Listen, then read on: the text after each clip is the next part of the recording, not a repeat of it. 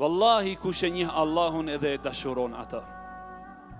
E kush e dashuron Allahun prekupohet me të. E kush e dashuron Allahun nuk mendon t'i bën gjunah atij. Kush e dashuron Allahun e lagën gjuhën e tij me përmendjen e Allahut. O ju robër të Allahut, kush e njeh Allahun subhanahu wa taala edhe sakrifikon për Allahun. Është e vërtetë se 5 kohë namaz nuk janë të lehta, po kur janë për Allah janë shumë të lehta.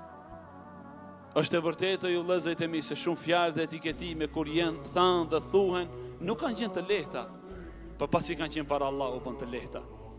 Është e vërtetë se një muaj Ramazan nuk është i lehtë për agjerim, po kur është për Allah është shumë e lehtë.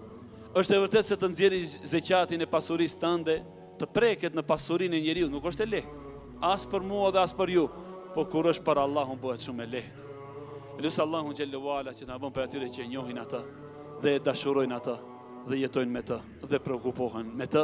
Dhe lusë Allahun te bareke ve teala që të na zbardhën fytyrat ditën kur do të nxihen dhe kur do zbahen fytyrat. E ata që e njohin Allahun dhe dashurojnë atë do të jenë tek fytyrat e bardha, kurse ata që e luftuan Allahun dhe kundërshtojnë atë do të nxihen fytyrat e tyre. A nuk është zjarri i xhenemit shtrati i tyre? Çfarë shtrati shëmtuar është ai?